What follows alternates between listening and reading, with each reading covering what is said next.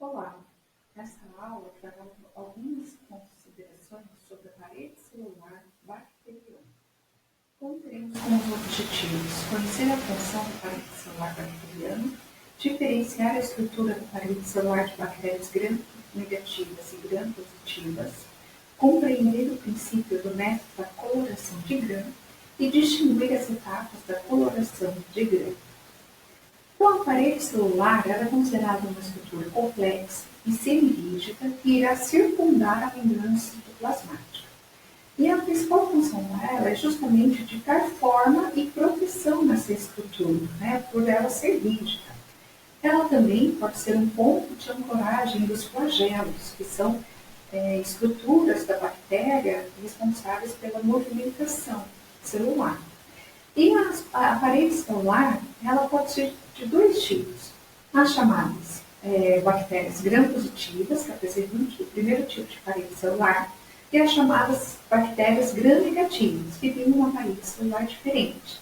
Então, pela coloração de gram, é uma técnica de coloração que consegue distinguir quais bactérias têm esse tipo de parede celular, assim chamada de positiva, e das bactérias que têm o segundo tipo de parede celular, chamadas negativas. São gram-positivas e gram-negativas, respectivamente.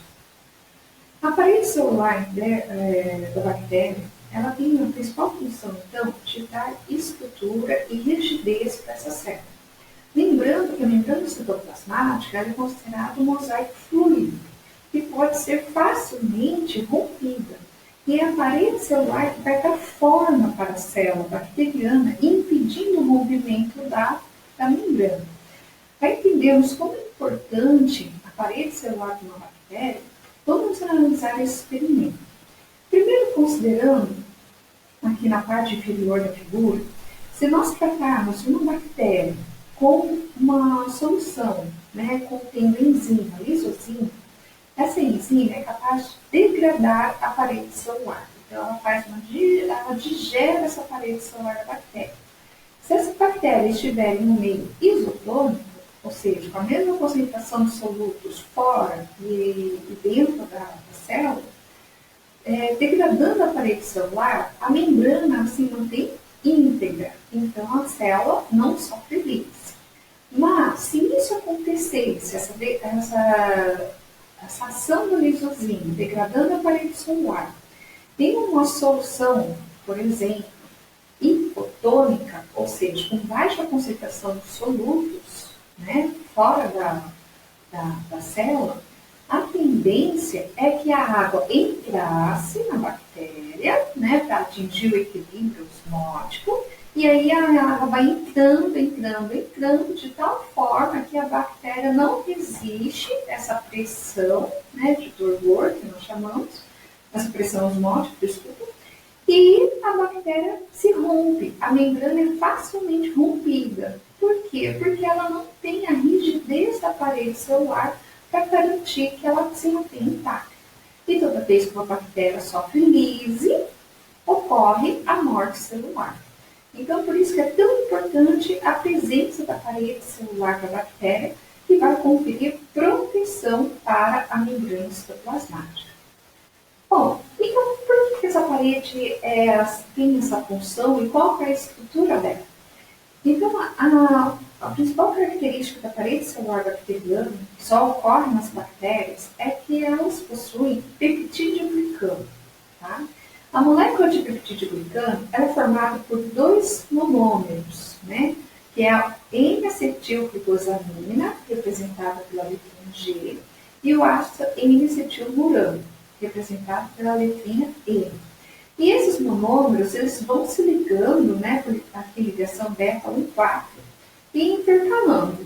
Então, uma unidade de N-acetilglicosamina, um ácido N-acetilurano, uma N-acetilglicosamina e um ácido N-acetilurano. E assim por diante, formando uma sequência intercalada, formando uma cadeia, ou considerado uma lâmina fina. Tá? E cada monômero desse, ele tem uma porção peptídica, E essa porção peptídica no caso, peptídica não, peptídica seria entre as cadeias, mas essa porção que é o grupo N-acetil, né, a porção amina, é que dá a característica de ele ser assim chamado, tá? Então, a porção glicana e a porção peptídica, que justamente irá fazer a ligação entre as cadeias, tá? Então, aqui é essa representação de várias camadas de peptídeo glicano. E essas camadas, ó, observe que elas estão interligadas, justamente pela porção peptídica, que acontece com a ligação em cada monômero de ácido N-acetilurano. O que acontece? A primeira diferenciação em relação às gram-positivas e gram-negativas. Aqui no caso, a representação, essa cadeia interpeptídica, né, entre as camadas de peptídeo glicano, de uma bactéria gram-negativa, que é a Escherichia coli. E aqui uma bactéria gram-positiva, que é o Staphylococcus aureus. Então, na gram-negativa, observe que nós temos aqui uma pequena cadeia de aminoácidos, né, na camada superior e na camada inferior. E aí nós temos a ligação interpeptídica, tá? Que é a ponte interpeptídica.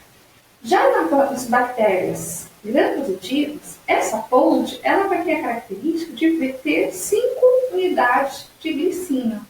Tá? Então, esse é o diferencial já das paredes celulares de uma bactéria gram-positiva e gram-negativa, que há uma ponte interpeptídica, né, diferenciada entre as camadas de peptídeo glicano. Tá? Mas a parede celular, então, uma das formações dela, a principal estrutura, é justamente essas camadas de peptídeo glicano, finas camadas sobrepostas que têm essas ligações interpeptídicas. Então, vamos entender mais a fundo essa diferenciação da parede celular das gram-positivas e das gram-negativas. Começando pelas gram-positivas. Uma grande característica das gram-positivas é que elas têm várias camadas de peptídeo glicano. Em torno de 90% da parede celular das bactérias gram-positiva é só peptídeo glicano.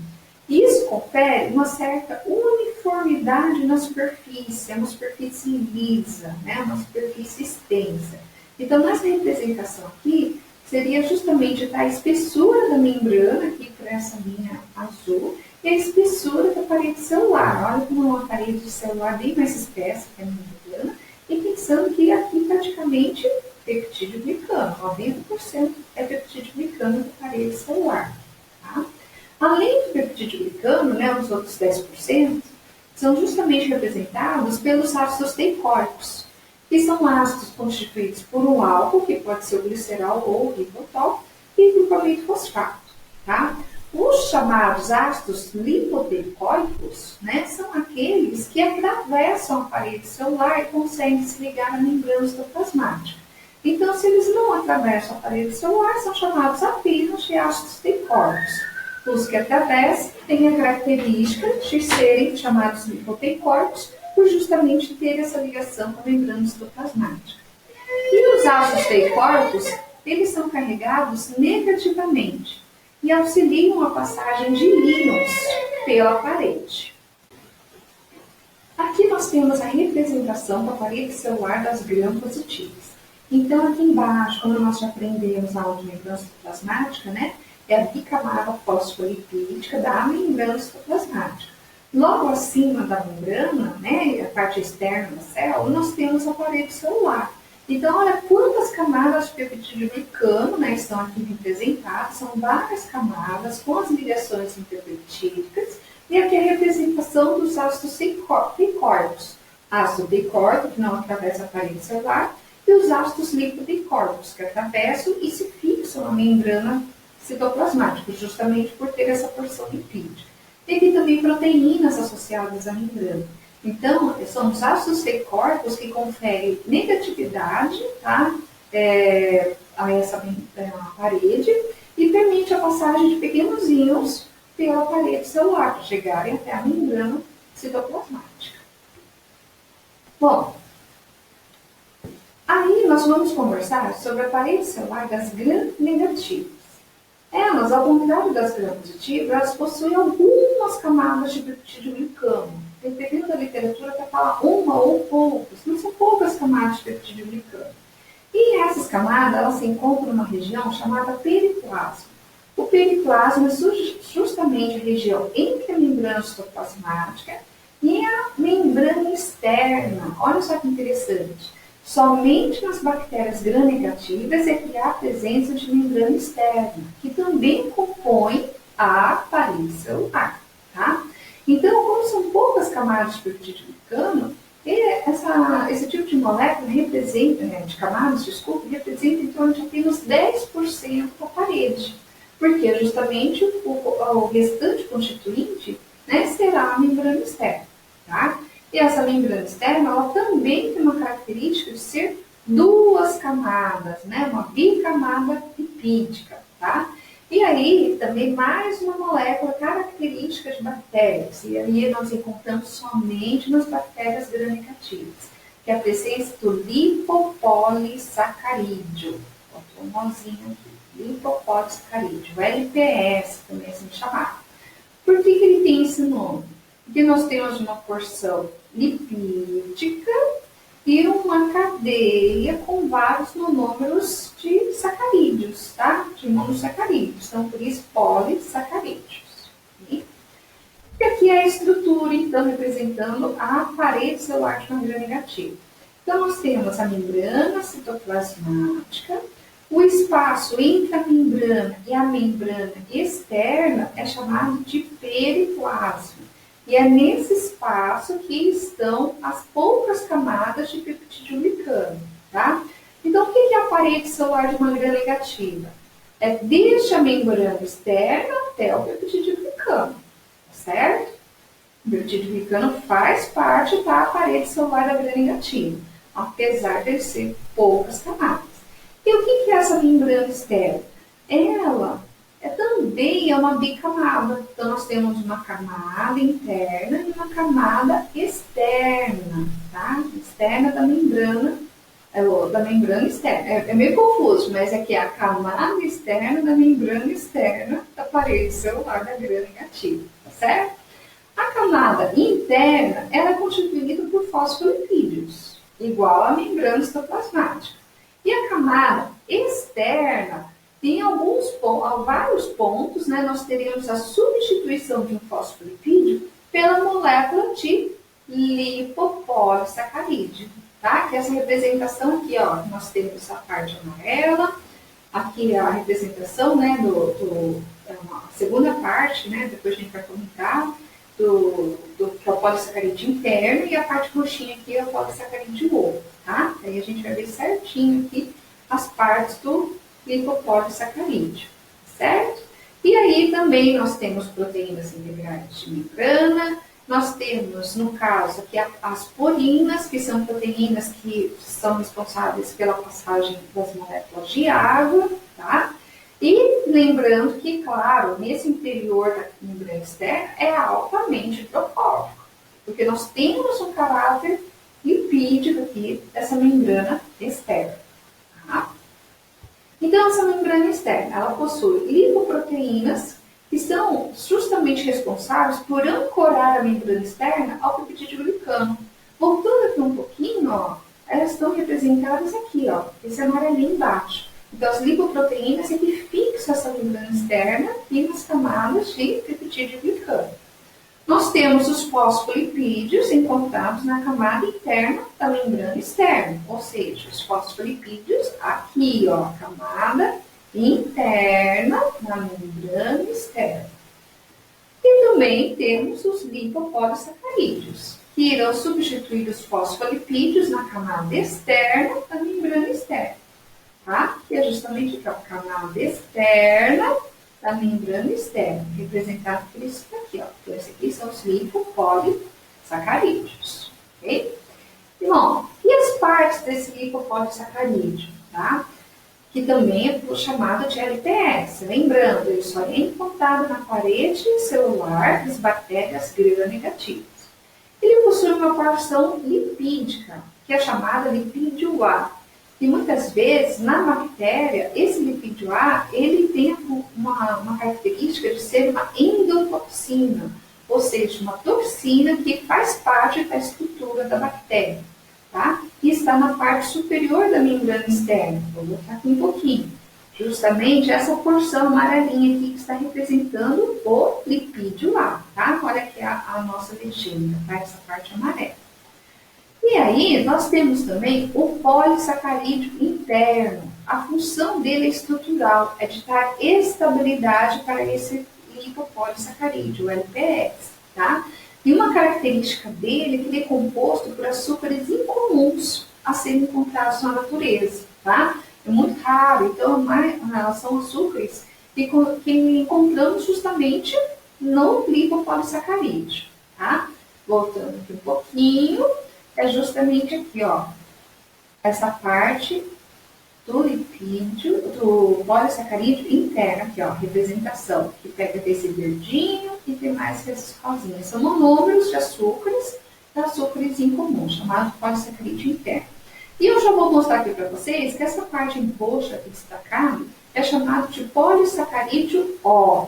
Então vamos lá. O que é o polissacarídeo O? Então ele se estende para fora da membrana externa. E são sequências repetidas de açúcares, tá? E o legal daqui desse polissacarídeo O é que ele comporta-se com antígeno.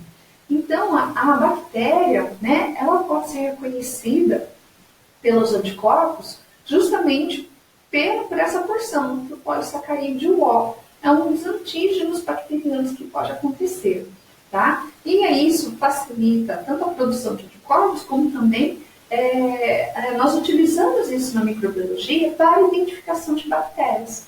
Porque se uma bactéria reagir com anticorpo específico, é porque trata-se daquela bactéria de interesse, né? Que se procura identificar, tá?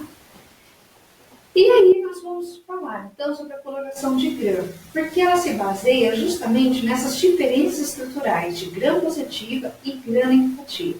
Então, os passos da coloração de grão que vai acontecer é justamente dependente dessa estrutura diferenciada de parede celular, da gram positiva e gram negativa. São os dois grandes grupos de bactérias que nós temos que se diferem em relação à parede celular.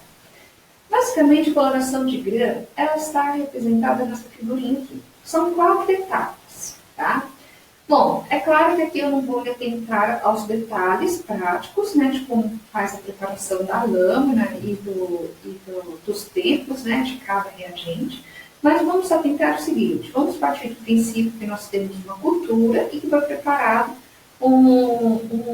essa cultura numa lâmina, né? Aí ela fez o esfregaço, fez a fixação e agora a gente vai fazer a coloração. Então, o primeiro passo da coloração é adicionar um corante cristal violeta. Esse cristal violeta, ele irá colorar todas as células, indiferente se tem parede celular do tipo gram positivo ou gram negativo. Todas as células são coradas, tá? Ele entra na célula e consegue corar todo o citoplasma dessa célula. Aí, nós adicionamos o que chamamos de uma substância mordente, que é o iodo. O iodo, ele é capaz de formar um complexo junto com o cristal violeta. E esse complexo químico, ele fica grande, ele é retido, né, no interior da membrana celular, tá? Aí vem a terceira etapa, e eu continuo observando que todas as bactérias estão coradas de azul ou roxo, que é do cristal violeta, né? Só que aqui formou esse mordente. E aí vem a terceira etapa, que fará uma diferenciação dessas células, tá? É a adição de uma solução de álcool-acetona. O álcool-acetona irá agir diferentemente nas gram positivas e gram negativas. Aí a gente já vai comentar aí, tá? O princípio que vai acontecer. Nas gram positivas, o álcool-acetona não vai interferir na coloração. Elas continuarão roxas. Mas nas gram negativas, o álcool-acetona irá fazer com que aconteça uma descoloração celular. E aí as bactérias, elas voltam a ficarem incolores, que eram antes, né? E quando elas estão incolores, dificilmente a gente consegue observar no microscópio, tá? Por isso que a gente faz o uso de corante. Aí o que a gente faz? A gente coloca um contra-corante, que é um ponto corante? É um corante de uma cor diferente do primeiro corante utilizado. No caso, podemos usar safranina ou fucsina, que tem uma coloração vermelha, tá? E aí as bactérias gram-positivas, elas vão permanecer roxas, porque é a cor predominante, e elas já estão coradas. Agora, as gram-negativas, que teve a sua descoloração pela ação do álcool acetona, elas irão agora absorver o corante vermelho. Então, por isso que, quando a gente olha no microscópio, né, feita corretamente essa técnica de coloração de gram, as bactérias gram-positivas ficam roxas ou azul, e as gram-negativas, elas ficam vermelhas, né, ou rosas. Tá? E aí a gente consegue diferenciar pela cor quais são bactérias gram-positivas ou gram-negativas. Tá? Mas vamos falar então mais um pouquinho sobre o princípio da coloração de gram. Então, lembrando, na primeira etapa, o cristal violeta penetra no citoplasma e cora tanto as bactérias gram-positivas quanto as gram-negativas. Então, todas ficam roxas. Aí, o iodo, né, com a solução mordente, forma cristais com o corante. Então, vai formar esse complexo aqui, ó, cristal violeta e iodo, que são grandes demais para escapar da parede celular. E aí vem a terceira etapa, que é quando a gente adiciona o álcool acetona, tá? Aí a gente vai ter, o que vai acontecer nas bactérias gram-positivas? O álcool irá desidratar a espessa camada de peptidoglicano. E essa camada ela vai se tornar impermeável e impedirá a saída do complexo cristal violeta e iodo. Tá? Já nas bactérias gram-negativas, né? Porque aqui a gente tinha várias camadas de peptidoglicano, por isso que elas se desidrataram e fecharam os seus poros. E esse complexo de cristal violeta e iodo não conseguem sair. Agora, nas bactérias gram-negativas, o que vai acontecer? Nós temos uma membrana externa, tem característica lipídica. O álcool é um solvente, então o álcool irá dissolver a membrana externa e vai deixando pequenos buracos também na camada de peptidoglicano. E lembrando que são poucas camadas de peptidoglicano.